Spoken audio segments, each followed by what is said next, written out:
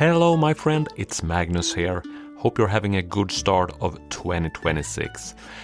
Before getting into today's podcast episode, I want to tell you that I have an upcoming free webinar about mastering the mandolin fretboard. I believe some proper fretboard knowledge is the fastest and best way to transition into intermediate and advanced mandolin playing. And when I'm talking about fretboard knowledge, I mean knowing some essential music theory and also know the most common patterns and shapes that we use as a professional mandolin player. So come to my webinar, it's on February 14th. You can go to my website and sign up today. To go directly there, it's mandolinsecrets.com/webinar. I can recommend every player at all levels to come there. I have some really good things to share. But go to my website and you can learn more about it. With that said, let's dive into today's podcast episode. In this month's episode, me and Hayes are getting together kind of to wrap up the year of 2025. And we're also going to dive into some questions around practicing and also this gear-related question. What mandolin case and gig bag do you use for your instrument? A lot of interesting conversations, also responses from the community. Here we go.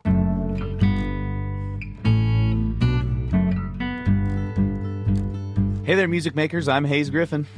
I'm Magnus Zetterlund. And welcome to the Mandolin Secrets Podcast, a show where we take a deeper look at what's happening in the world of mandolin, secrets, and guitar club. Each episode will tackle our questions of the week, unpack the latest mandolin, secrets, and guitar club lessons, and answer your questions about mandolin, guitar, and all things music. In this month's episode, we will be discussing how much time do you spend playing and practicing the mandolin or guitar? What mandolin case or gig bag do you use for your instrument? And what is your number one priority in the practice room right now?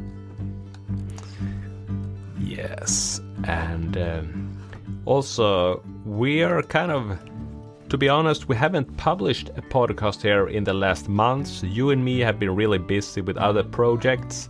And even coming into today's recording session, both of us said, well, a little bit unprepared. But I think it's about time that we catch up a little bit on each other's different projects and also, of course, check in with the community to see what is going on in their practice rooms. Absolutely. Better check in unprepared than not check in at all, right? Yeah.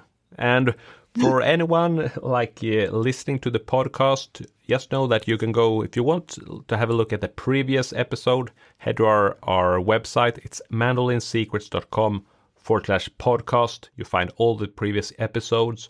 And also inside Mandolin Secrets Academy, you get the exclusive video version of this podcast episode. And if you are watching the video, you can tell that, Hayes, you got a really nice outfit today, I must say. Tell us, I haven't seen this sweatshirt before. Looks nice. Yeah, dude. It was a gift from my brother. So it's a new new North Face fuzzy winter kind of sweatshirt thing. I was joking with my wife. Oh man, I don't have it with me. She just got a Labubu. Do you know, are you familiar with the Labubu craze? These little monsters that are like fuzzy. Oh, it's like taken over America. It's like okay. You remember like Beanie Babies and all that kind of stuff from back in the day, like all these weird little things. It's like the new craze on that. But I look like a Labubu is what everyone's joking about. So Quinn almost got two Labubus. Yeah, exactly. And so the first time I'm hearing it here today, but probably within a month or two, I will see it everywhere. Then, that's how fast Swedes are reacting to American culture.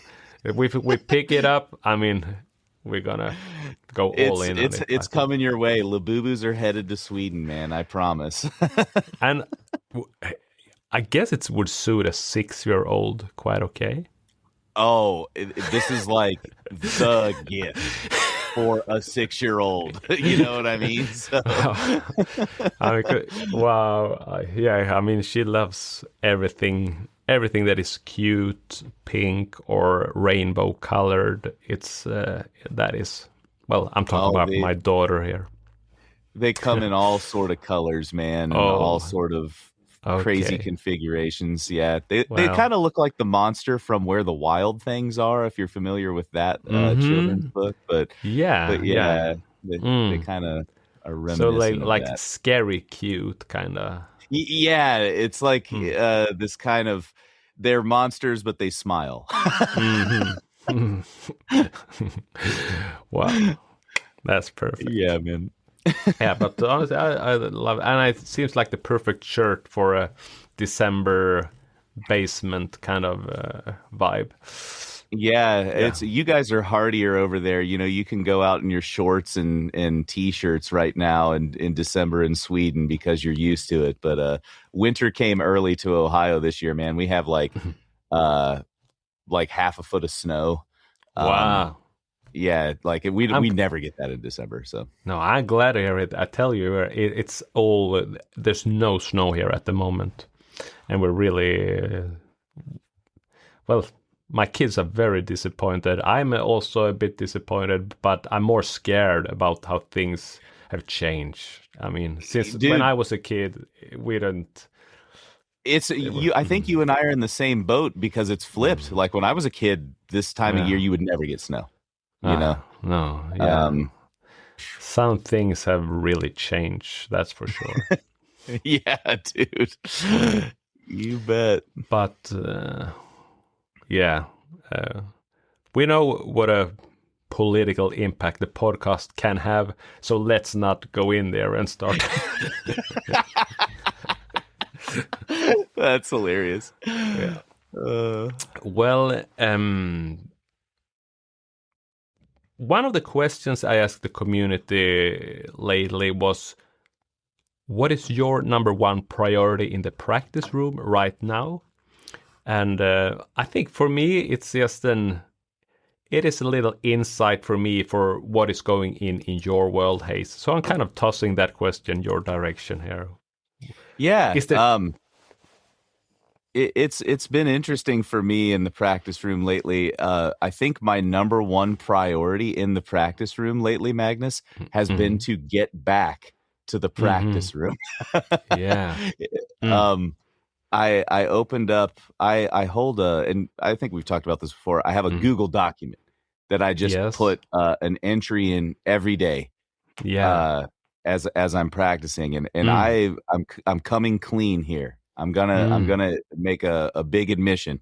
I looked at my lesson document a few weeks ago.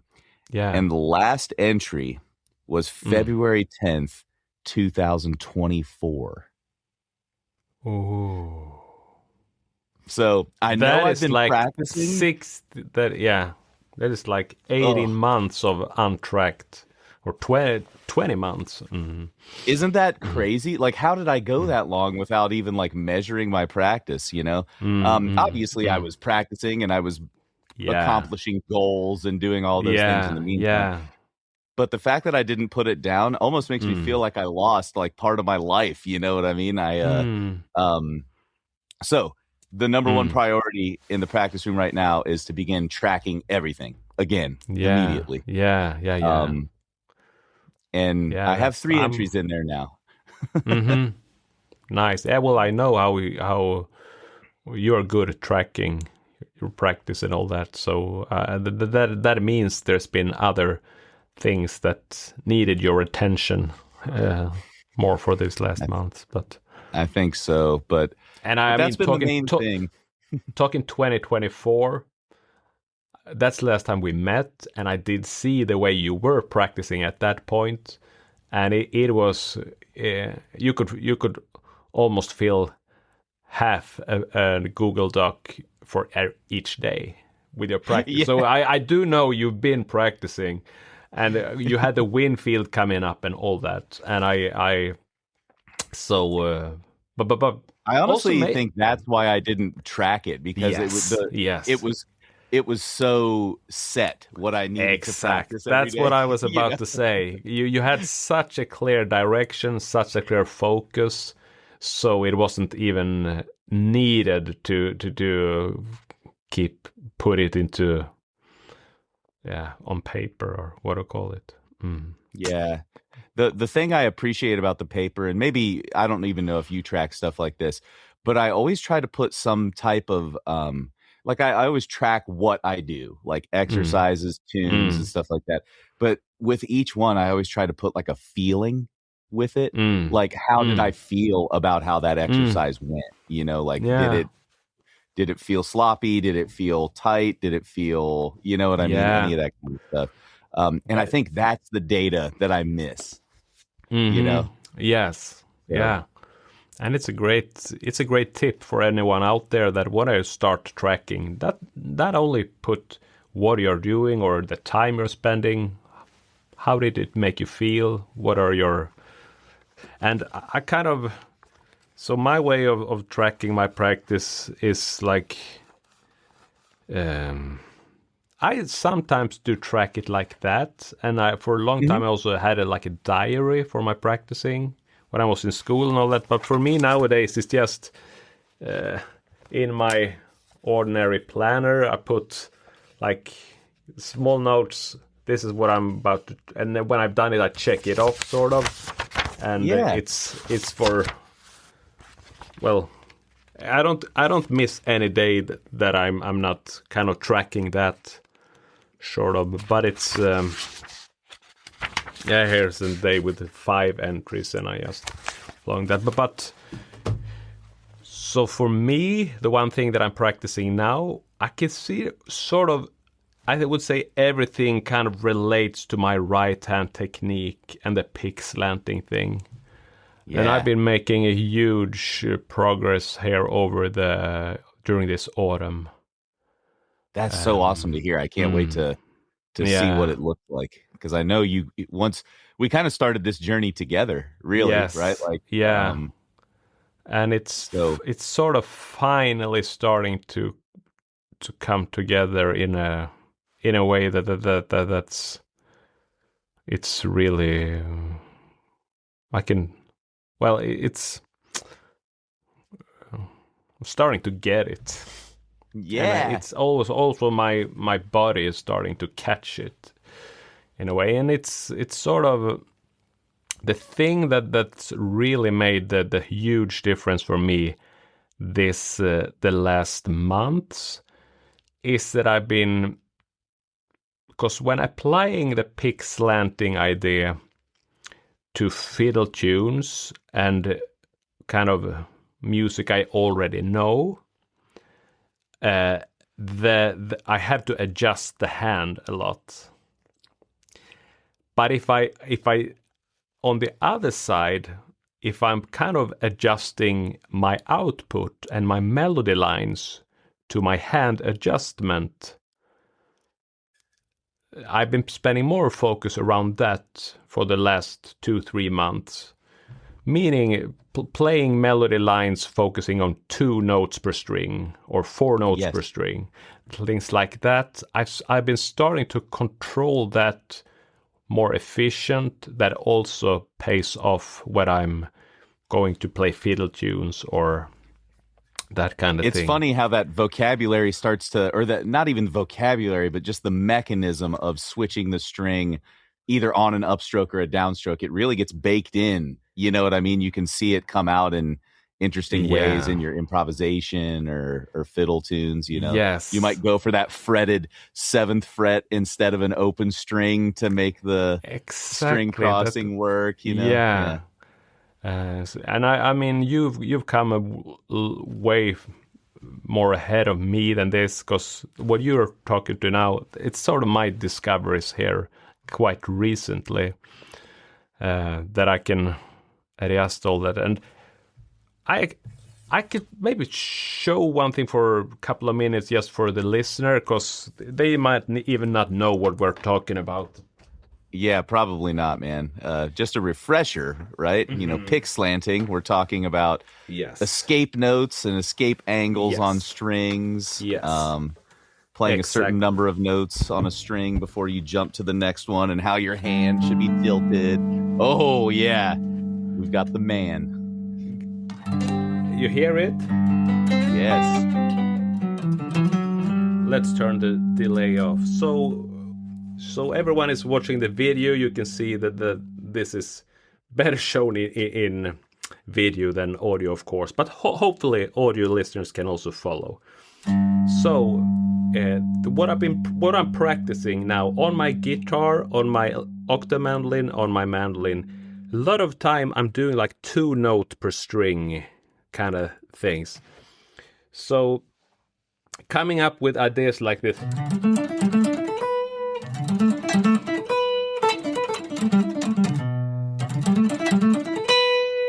So it's basically 2 notes per string on the G string, and then on the.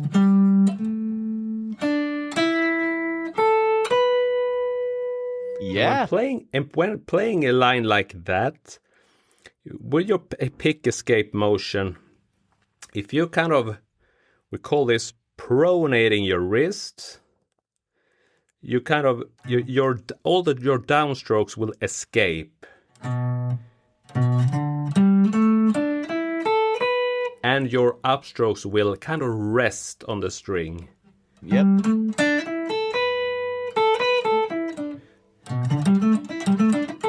And therefore, it's really smooth the way your picking hand moves across the strings.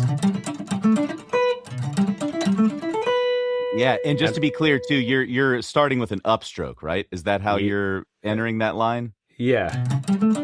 Yeah. Yes.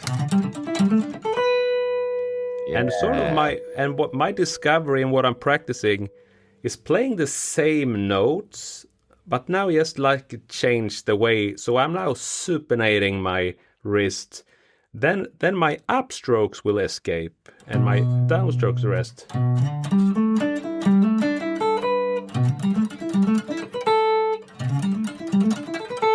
Yeah. And I kind of learned, like any phrase that I play like that, it can also be a 4-note phrase. I can choose.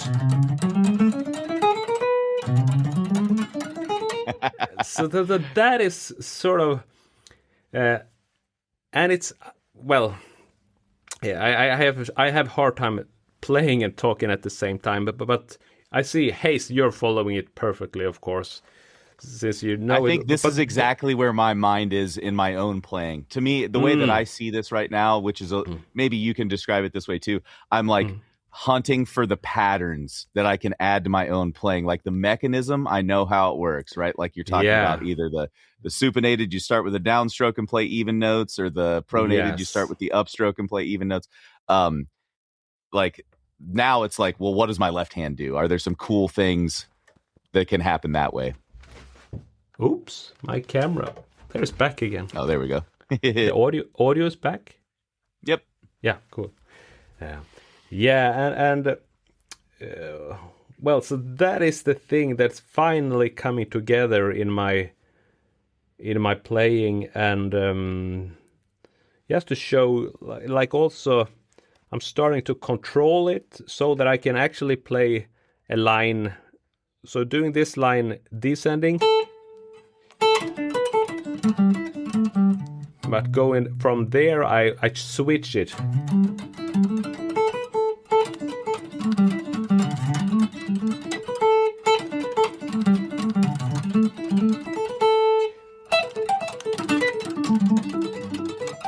And although I can... That's great.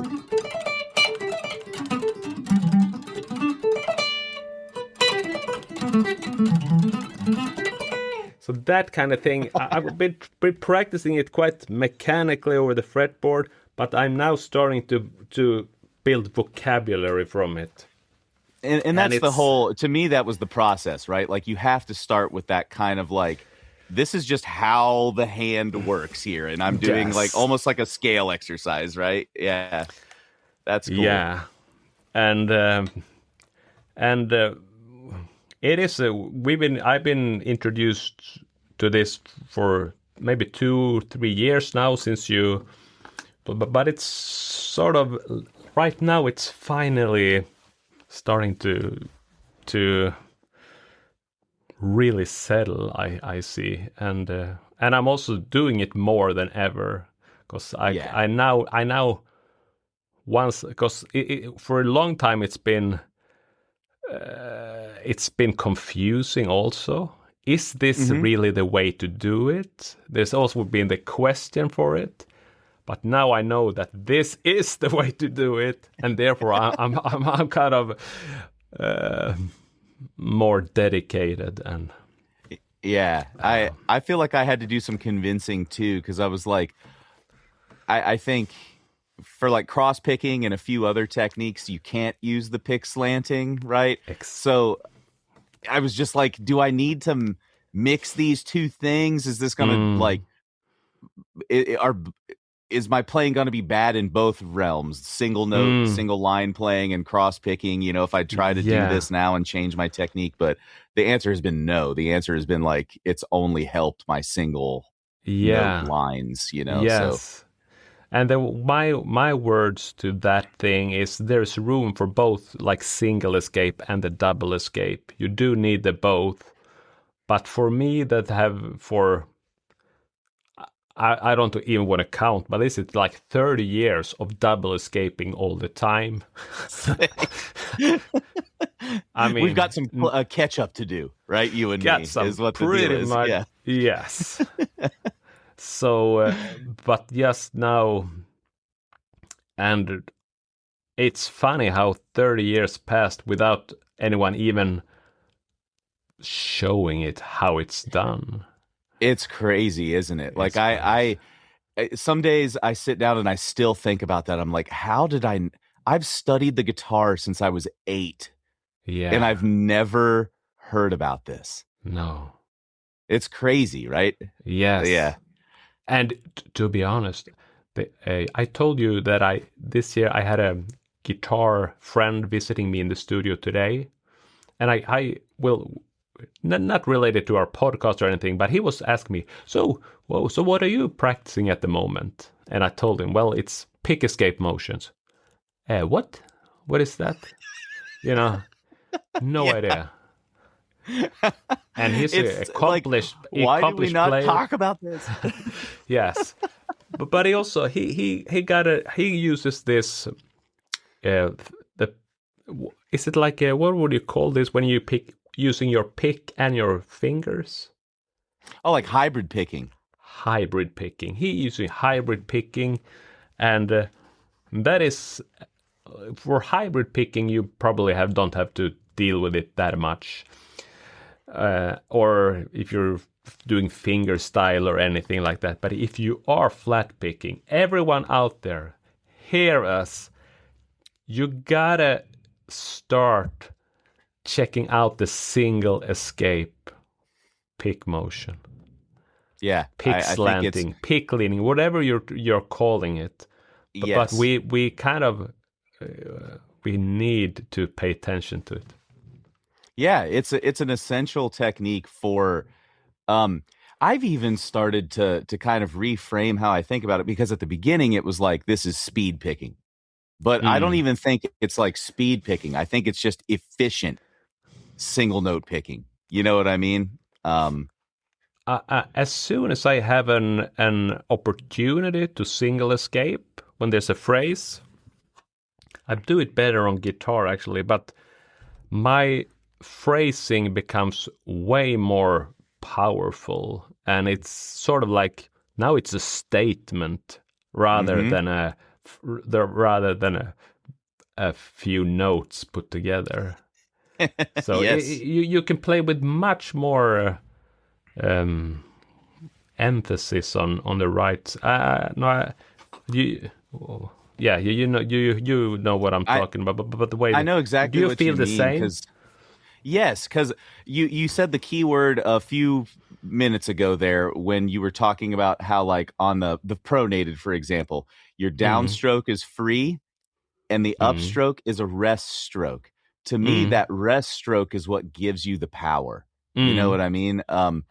It's almost like, I don't know about you, but I just, the rest stroke in a way is almost easier than the free stroke, because I'm just letting the weight of my hand fall into that string that I'm resting on. And then it's like a springboard that like pushes my hand. You know what I mean? It's like I can ricochet off of that string back out. So like it's an efficient, more efficient, explosive use of the energy there, as opposed to double escape, which requires you to avoid the string, come out from it, and then direct the pick once again with 2 muscle groups back through it. So I know this is like a very ethereal conversation for some people, but it's the mechanics of it really do make it more powerful, in my opinion. Yeah, and it's so I'm totally with you. It's not only for speed; it's for like powerful picking or more efficient way. You feel strong when you kind of you feel strong and powerful when you kind of when you're finding it, and I'm not finding it all the time. So but as soon as I feel it, and it's like wow, it's. Yeah, that's my number one priority. We also ask the community, what are they saying? Some people, well, talk about the Tim. And my number one priority is to learn my scales up and down the neck smoothly. I may not be doing the right fingering technique as I transition up and down, but I'm working on it. While I'm doing this, I'm trying to memorize all the notes for every area along the neck. It's taking some time, but I will get there. Of course, Tim, you will get there. You're putting in great work. And I think something everyone should do, like memorizing the notes over the neck. That's an essential thing. A noble pursuit, I would say. Max says, I'm learning something outside my wheelhouse. So learning classical tunes. And that's also one of the reasons he's in Mandolin Secrets Academy. We have a few classical tunes that he's working on. Yeah. Joachim, he's learning some Nordic folk music. He says Trollens Brudmars. And just love that tune, he said. So that is his number one priority. Yeah, to mention a few. That's great.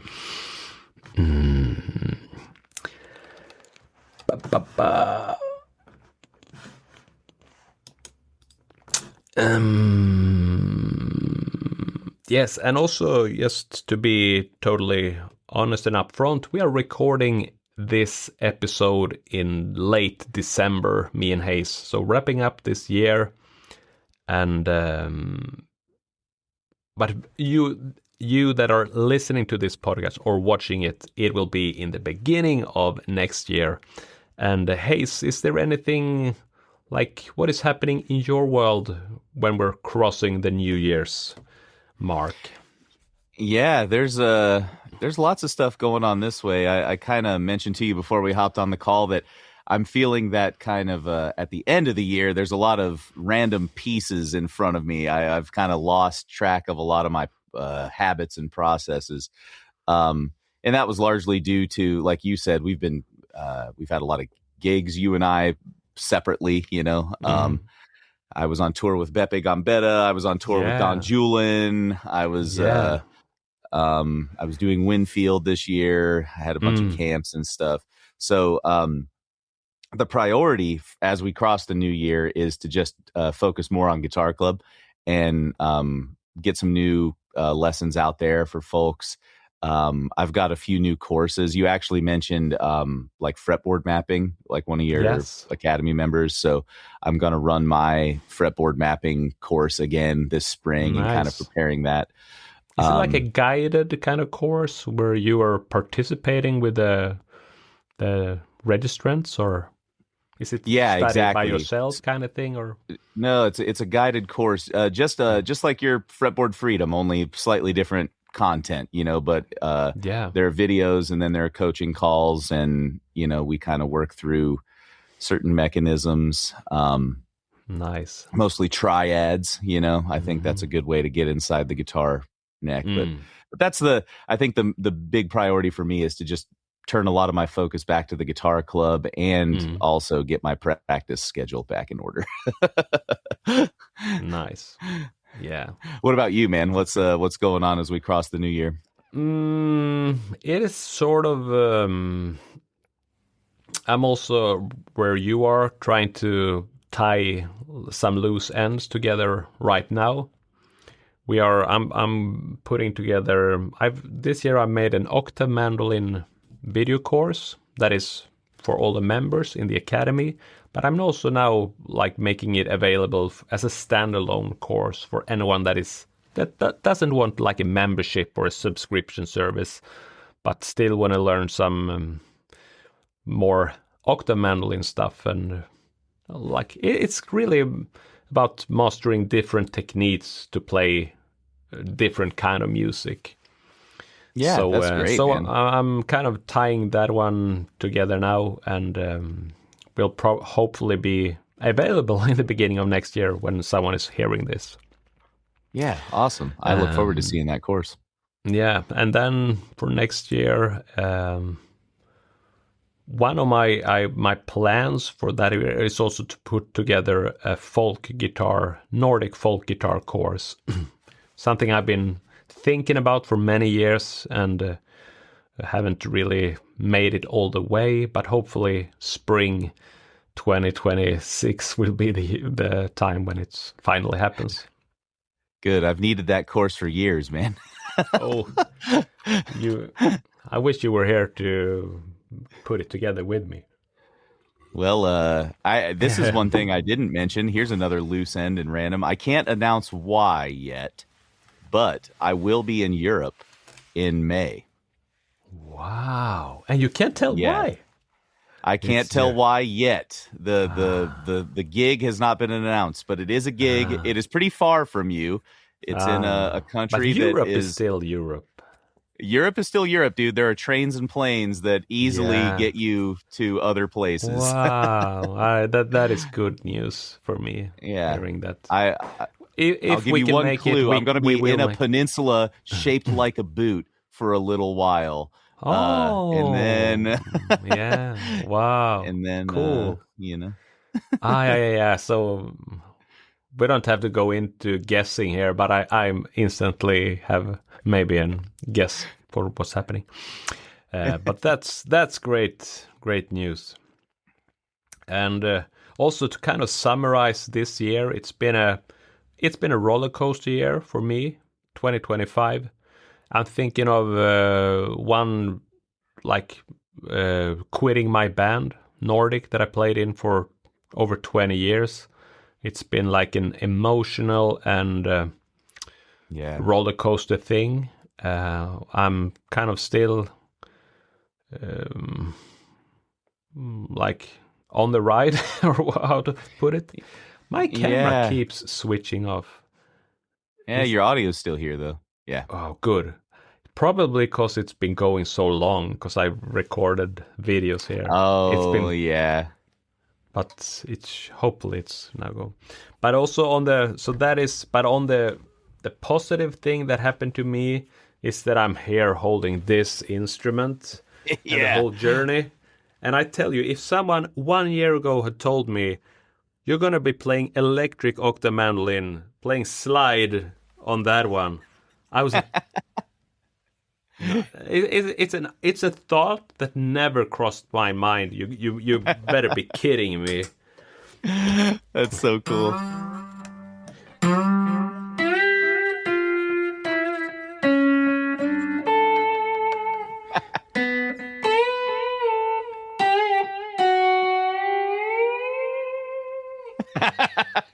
That's so great, dude. Yeah, but I mean that's introducing the slide and the electric playing to my world.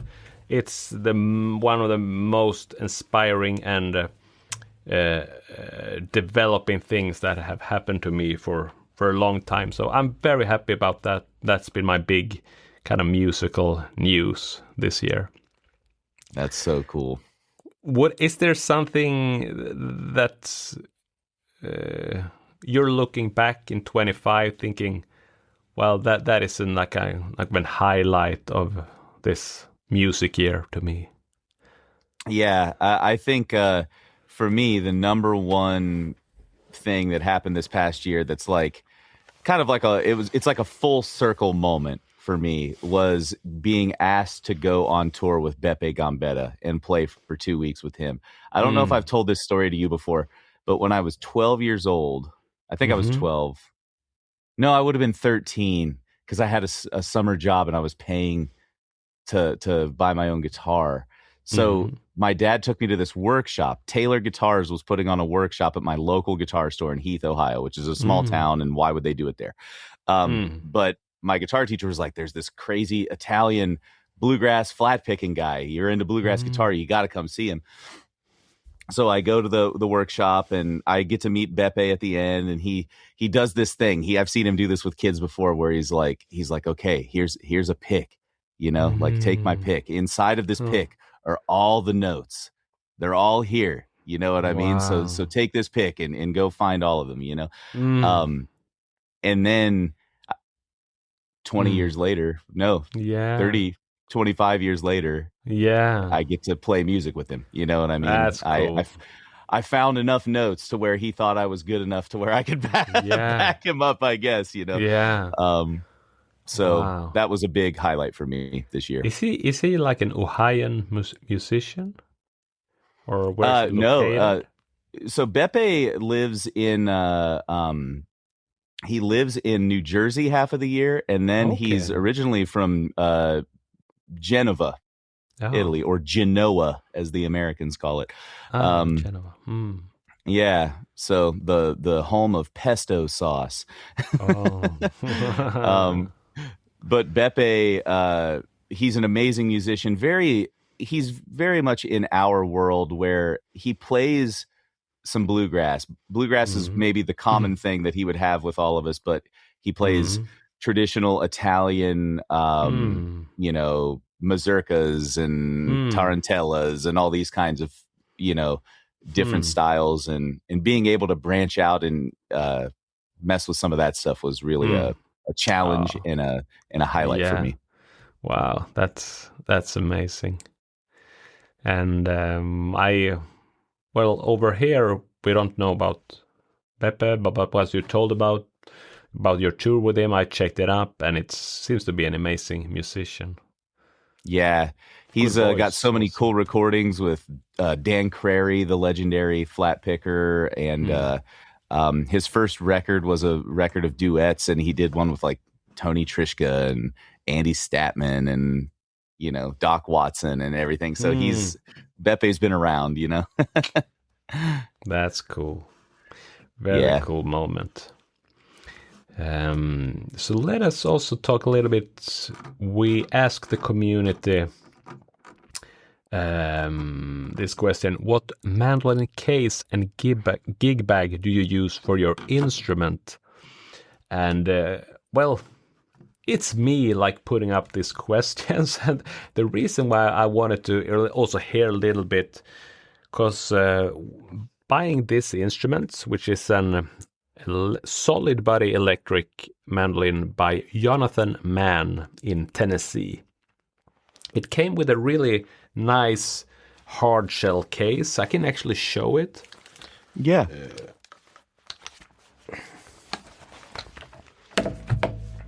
So I'm here picking up this instrument. Looking like this. Yes. It's nice. Plywood case with I almost call that like a fender style hard shell. I have an unboxing video showing it, but that's right. But I also realized that and I even actually ordered with a gig bag, but I'm not that fond of the gig bag.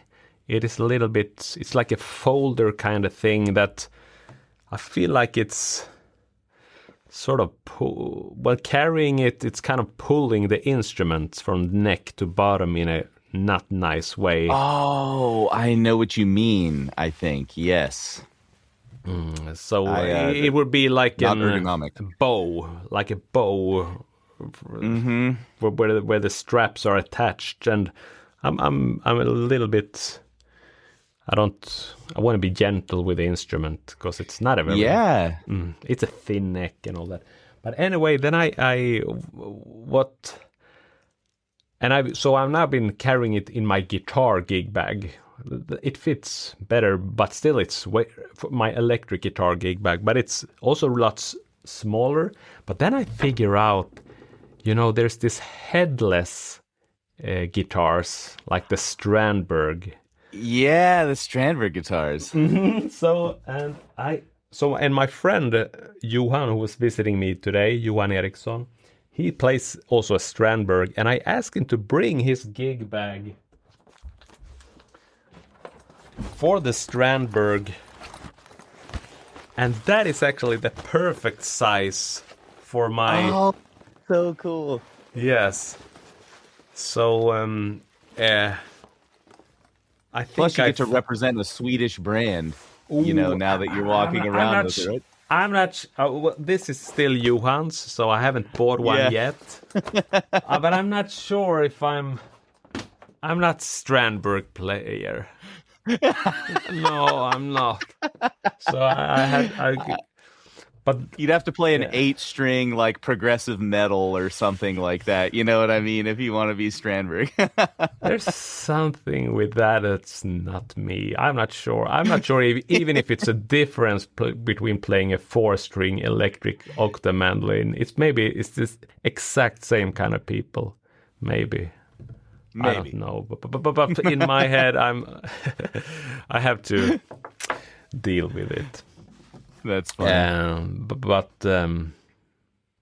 I think it's nice having a hard case for packing and traveling and all that, and a gig bag when, like, taking it to jam with your friends or a jam session. Yeah, moving around. Yeah. Yeah. So we got a few tips from the community around case and gigs bag, but you also had a gig bag issue. Would you want to raise that one? So I have this gig bag, and it's all about the fit, right? We were talking about kind of like, it's just awkward, you know what I mean? So I have had this gig bag for my mandolin for years, and it's a Colorado case company, which made great stuff. They're no longer in business. But there's like, do you see all these like huge straps and everything? It's like the straps are bigger than the mandolin, you know what I mean? And like putting it on is just like this.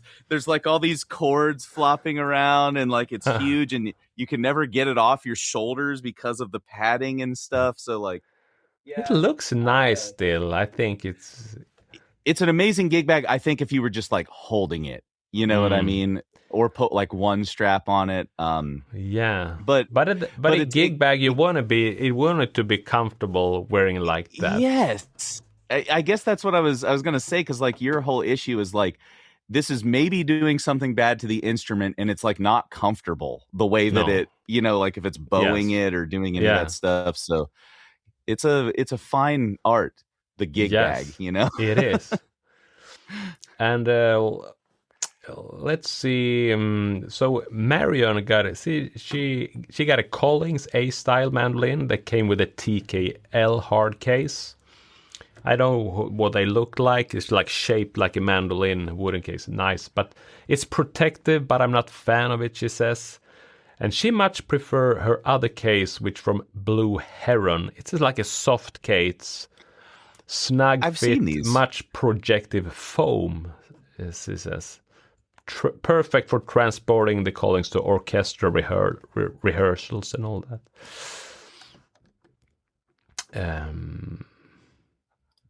I'm looking at one now. It looks eerily similar to the Colorado case gig bag. Oh, and there are more comments here, and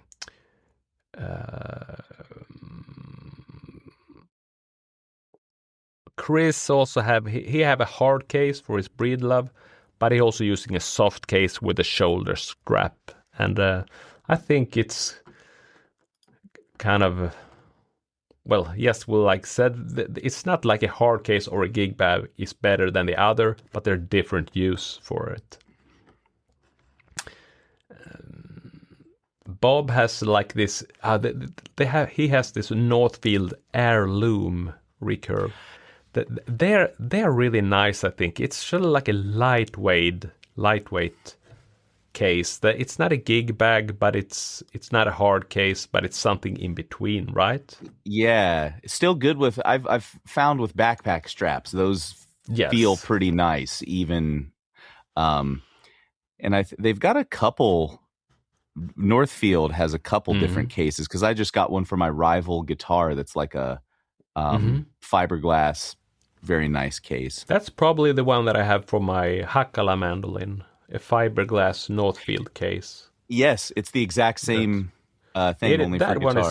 That one is really nice. It's sort of a little bit lighter than my Hoffi. The only thing that I'm not too fond of with this Northfield case, it got these springs within the locks.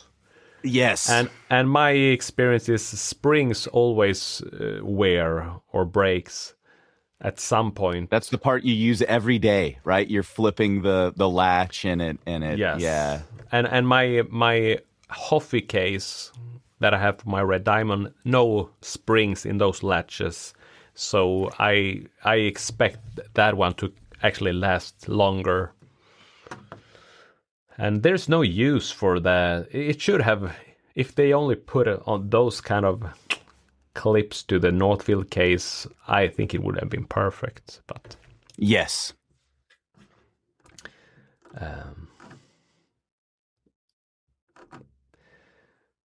Yeah, but maybe yeah, we don't have to go deeper in that question, but just hearing from our community and from me and Hayes that's been doing this for decades, it's not hard case or gig bag. I think it's hard case and gig bag. Yeah, I would agree. Yes, and our final question to the community that we were talking about was this one. How much time do you spend playing and practicing the mandolin or guitar? Came like many different answers, of course. Some people are very dedicated. But one thing I do notice among the answers, though, is like Chris is saying, since joining Mandolin Secrets, I've been playing daily, 30 minutes to 2 hours. And many people have this, that since joining the membership, I do play and practice a bit more. So I think that's a really good sign. 'Cause, yeah, it's like what you and I talk about. Sometimes you have to put some skin in the game. You know what I mean? To develop the motivation and and you become part of a community where you see other people doing stuff, so it just kind of pushes you forward, right? Yes, that it's almost like it's really, well, I am offering, and we are offering educational content for people, and that's what people subscribe, pay us for, show up for. But in the very, like, the core to what they actually are getting is more commitment. Yes. So and it feels really good for someone to kind of commit to something and to show up with a little more skin, put some skin in the game. And you kind of, if you're like joining a service like this, you are actually saying yourself, well, I'm taking this a little more seriously. I'm gonna try to maybe be as a good musician that I possibly can be. So and that question, reading the answers from the community, I can see that it's actually happening. People show up more frequent to the end, and in the very end, that's the only thing that can also develop our musicality and make us move forward. It's about showing up for the instrument and spending quality time with it. Mm-hmm. Couldn't say it any better myself. Yeah. I think this wraps up this year and hopefully kicks off 2026 in a good way. We will be back with more podcasts, more news along the way, but for now I just want to wish everyone a happy new year and a good start of the 2026. Yeah, same. Happy New Year, folks. It's really awesome to have all you guys listening. I know I've met a lot of listeners. I didn't say this before, Magnus, but I've met a lot of listeners of this podcast at all the summer music camps that I was at this past year. So it's really a joy to know that there are people out there listening and to meet you in person. So I know it always goes. If you see one of us in public somewhere, please come say hey, and let's talk about some mandolin. Yes, yeah, absolutely.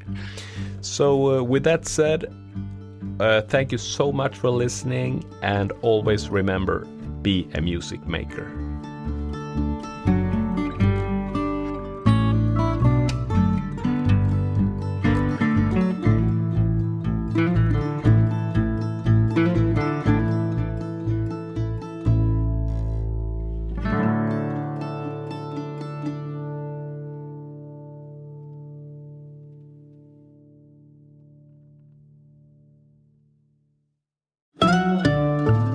Well, I'm back again because I have one last thing to say, and it's this upcoming webinar all dedicated to help you master the mandolin fretboard. You can learn more about it at my website. It's mandolinsecrets.com/webinar. It's a free webinar, and as I mentioned, it's about giving you some essential music theory and also the most common patterns and shapes for the mandolin fretboard that is used by the professionals. Would love to see you there. It's February 14th. That's it for now. Thank you for listening.